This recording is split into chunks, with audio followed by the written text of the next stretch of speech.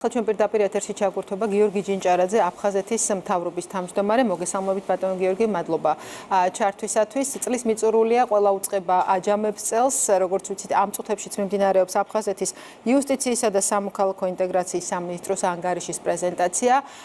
თქვენთ რომ შეაჯამოთ, რა შედეგი დაასრულა 2025 წელი არა მხოლოდ იუსტიციის სამინისტრომ, რომლის პრეზენტაციასაც ესწრებით, არამედ მთლიანად აფხაზეთის მთავრობამ. რა შეგიძლიათ უთხრათ თქვენს მოქალაქეებს?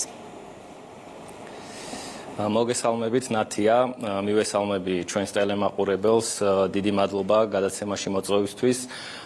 პირველ რიგში დავიწყებ, რომ დღეს ვიმყოფებით აფხაზეთის იუსტიციისა და სამოქალაქო ინტეგრაციის შემაჯამებელ ანგარიშზე. მე მინდა აღვნიშნო, რომ მინისტრმა წარმოადგინა ნამდვილად შთამბეჭდავი ანგარიში და ვისაუბრეთ 2026 წლის დაგეგმილ პრიორიტეტებზე.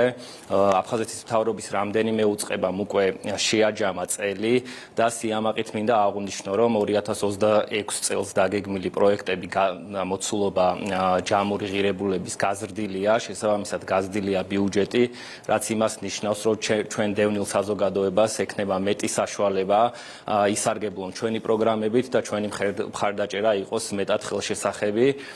შესაბამისად ძალიან კარგი მოლოდინები გვაქვს 2026 წელს.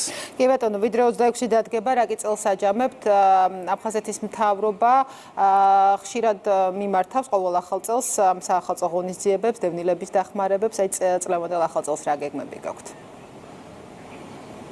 დიახ, პირველ რიგში მინდა ვისარგებლო და მიულოცო სრულიად საქართველოს დამდეგიშობა ახალი წელი, განსაკუთრებით ჩვენ დევნილ მოსახლეობას.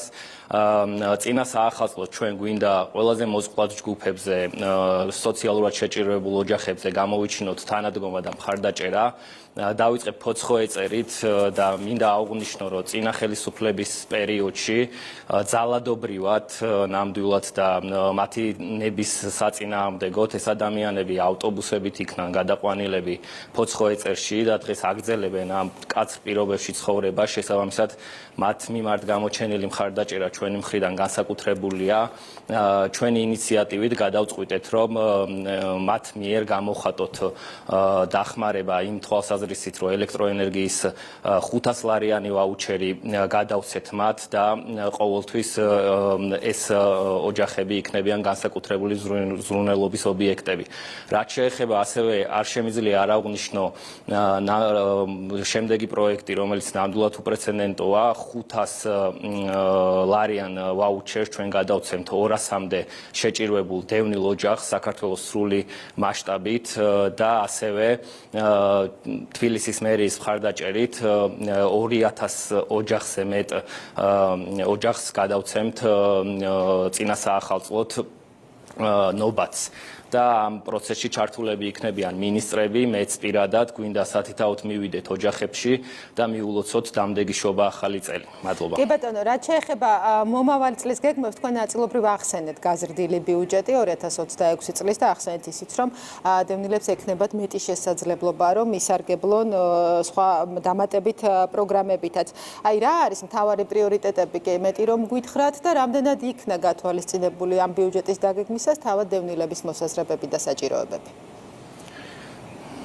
კი ბატონო, მოკლედ ჩვენი ბიუჯეტი გაზრდილია 30%-ით, რაც ნამდვილად უპრეცედენტოა, თუმცა აქ ყველაზე მნიშვნელოვანი არის პროგრამული წილი. შესაბამისად, ბიუჯეტის პროგრამული წილი ჩვენ მოახერხეთ და 22%-დან გავზარდეთ 37%-მდე. უფრო გასაგები ენით რო ვისაუბროთ, პროგრამებზე გათვლილი ჯამური თანხა ჩვენ გავაორმაგეთ. შესაბამისად, ყველა მიმართულებით ჯანდაცვა იქნება, განათლება, ნდობის აღდგენის შერიგების მიმართულებით განსახორციელებელი პროგრამები, ყველა აი ამ მიმართულებით ჩვენ შევძელით და გავზარდეთ ბიუჯეტი. ეს კი ნიშნავს იმას, რომ დევნილ ოჯახებს, დევნილ მოსახლეობას ექნებათ მეტი საშუალება, რომ ხელშესახები გახდეს ჩვენი მხარდაჭერა მათ მიმართ. ძალიან